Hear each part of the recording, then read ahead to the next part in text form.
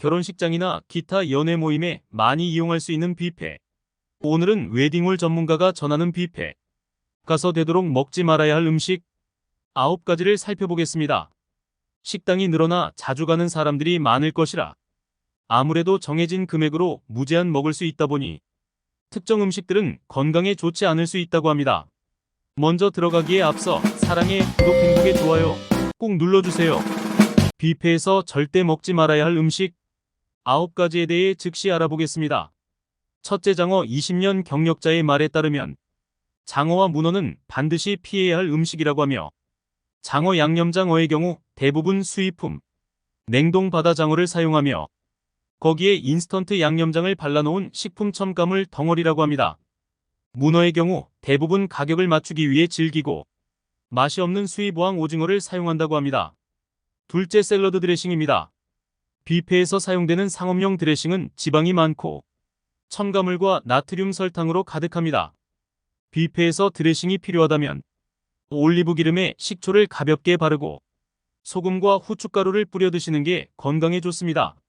셋째, 미트볼 탕수육을 제조 시 사용하는 아보카도는 진짜 아보카도를 사용하지 않고 대충 인스턴트 재료를 뭉쳐놓고 모양만 만든 것이 대부분입니다. 또 미트볼과 탕수육은 뷔페에서 최저단가의 인스턴트 제품으로 건강에 좋지 않다고 합니다. 넷째, 음료수 무제한으로 먹을 수 있는 상황에서는 보통 평소 먹는 것보다 아이스티와 음료수에는 설탕과 첨가물이 매우 많이 함유되어 있는데 음식물 섭취량이 많은 과다 섭취하면 건강에 더욱 해롭기 때문에 음료 대신 물을 섭취하는 것이 좋습니다. 다섯째, 닭과 오리를 이용한 닭봉, 닭 날개 훈제, 오리 등의 대부분의 요리가 수입 인스턴트 식품이라고 하며 특히 냉동닭의 경우 냄새가 매우 심한데 이 냄새를 잡기 위해 조리 과정에서 몸에 해로운 양념을 첨가한다고 합니다.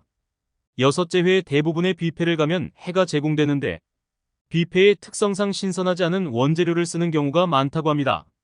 문제는 회는 조리되지 않은 해산물이기 때문에 잘못 섭취 시 장염이나 식중독 등의 위험이 있을 수 있으며, 반면 뷔페 단가가 비싼 경우 동참치나 연어를 구비하는 경우가 있는데 이런 경우는 그나마 낫다고 합니다.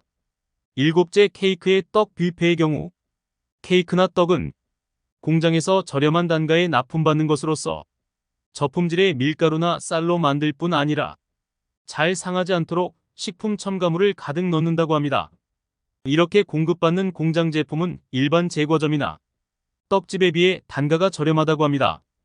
이런 공장 제품에는 대부분 원료인 쌀이나 밀가루의 품질이 좋지 않고 식품 첨가물을 다량 넣기 때문에 건강에 좋지 않으며 뷔페에서 받아온 케이크나 떡이 상온에도 잘 썩지 않는 이유 역시 이것 때문이라고 합니다. 여덟째, 새싹 채소는 건강에 좋지만 새싹 채소는 습한 환경에서 자라고 물기를 완전히 씻어내기 어렵기 때문에 관리가 어려워 해로운 박테리아가 포함될 가능성이 높습니다.